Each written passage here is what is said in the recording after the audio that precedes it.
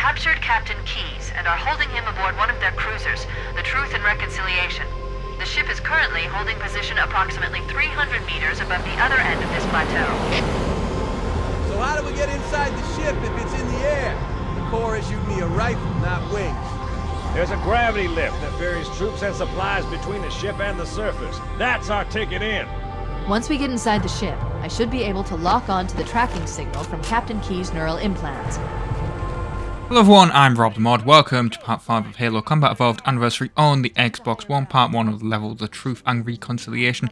And funnily enough, this was actually the first level on the original version of the game, obviously, the 2001 Halo Combat Evolved, where I had recorded the footage and did the commentary afterwards. The first two levels I did it live, and for a brief consideration, briefly I was considering actually doing that for this, but I decided no, that probably wasn't a good idea, because there was a reason why I didn't do it live back in why I started doing this pre-recorded basically, and that's because obviously I died a lot.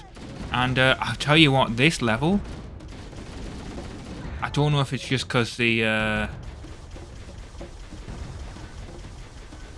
don't know if it's just because obviously this game's so old or whatever, but it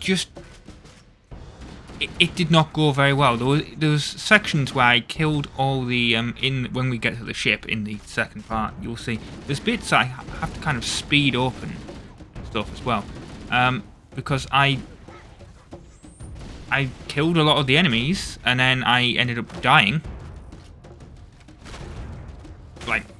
Let's say there was one or two enemies left. That enemy killed me and then it would reset me, but nearly all the enemies would be dead and then it wouldn't spawn any of them in for ages. And then finally those two that whatever would come, and then finally I could continue. That happened twice on the ship. So you'll see that when we get to it, but that really sucked. I don't know if that's a thing with the anniversary, because I haven't rewatched the original Let's Play. I should really do that. See if that's a kind of thing that happened back then. Although obviously it's edited, so I wouldn't really know. But yeah, that was kind of annoying. But I suppose that only would, if I was doing it live, that only would have affected Pillar of Autumn and Halo. So that's not, it wouldn't have affected this level or anything afterwards.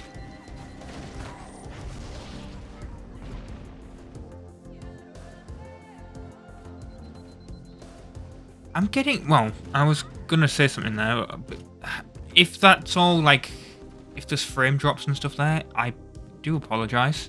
I don't think there is. I am rendering a video in the background, and literally unlike everything else that I recorded, I recorded this basically using the Elgato 4K capture utility software. Now it realised it was 1080p, but still it's everything else. When I record using OBS, I convert the files down to SD for editing. Standard definition 480p from 4K files, to be fair, because this computer is very weird in regards to, it can play back 4K files, it's completely fine, but it can't seem to do it in Vegas for whatever reason. I don't know if Vegas is taking up too much RAM or whatever. But speaking of Vegas, I mean, I've got to explain this in the next one. Something really embarrassing happened. My God, that it was. I can't believe I didn't realize this until very, very, very recently. But I'm so glad I realized this, because obviously my computer has a I'll explain it more in the next one, but obviously my computer has a graphics card, and I was rendering stuff and I was like, I'm sure, because the 4K stuff was taking a long time, I was like, this is taking for, it's taking forever to render, and yet it really shouldn't. And then I discovered that the render profile I was using never actually used the graphics card to render, it used the CPU. The game actually crashed here. or vaguely froze, I should say, not crashed.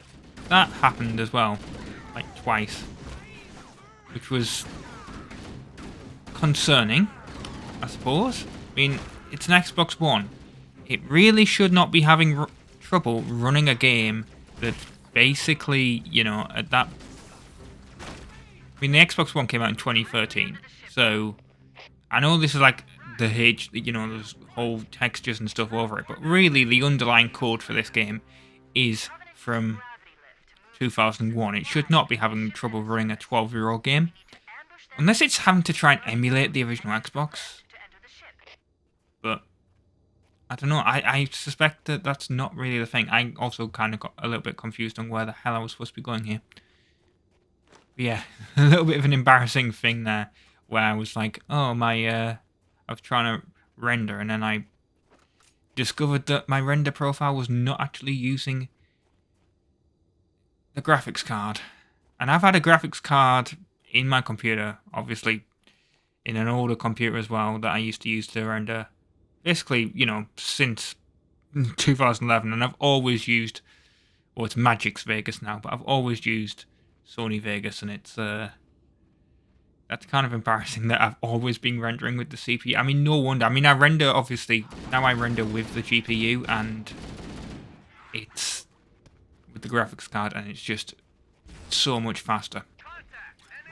Like 1080p stuff like this, like it used to take, I don't know, about half an hour for one of these videos. Not maybe one about this length, but like, you know, like if you look at the length of like the Need for Speed Pro Streets, where they're about half an hour, the beat obviously takes about half an hour to render, so it was 1:1 basically. Now they do it in like 10 minutes.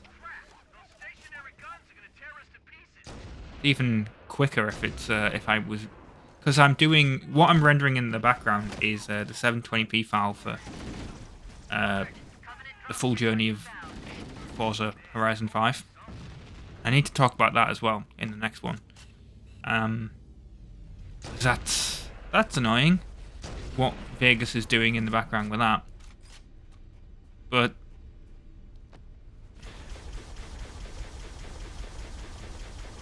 I guess I should warn you guys about stuff on here anyway. You know, this is meant to be a let's play and a walkthrough kind of. So we're going to have to deal with some hunters. That's why I'm on this this turret. Accidentally killing, I think, a few Marines, but they shouldn't get in the way. That's the thing. Oh yeah, that's the other thing. When we were requesting reinforcements there, we get on the ship, and I think that was part of the issue of like why it wasn't loading properly. I think like basically we get on the ship and we request reinforcements because the Marines that followed us died, and basically Warhammer didn't actually give us any reinforcements, so there was so many enemies, and I think that's just part of the reason like it was so glitched, because it was like expecting Marines to be with us for like dialogue reasons or something, maybe, I don't know, but it was just like even Johnson had died, I believe, which I would have thought would have ended the mission, or you know, put us back to a checkpoint, but no, I think he died at one point, and then obviously you respawned when you do the thing. But I think this, yeah, here we are. Here's the hunters. A couple of hunters on this level. We'll get to some on the ship, or in time in the next episode. Trying to get onto the gun turret.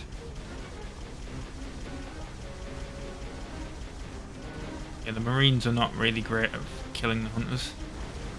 They're really not great at, you know, avoiding my my shots. I'm trying to, you know, not kill them, but they shouldn't jump in the way. But the hunters are dead now. Right, so we're gonna go up into the grav lift. And yeah, more reinforcements. Warhammer's probably like, what? and literally just drop some more off. How are they all dead? But, yeah. They'll probably be in or near the ship's brig, which should narrow our search. Just have to wait for her to deliver them now.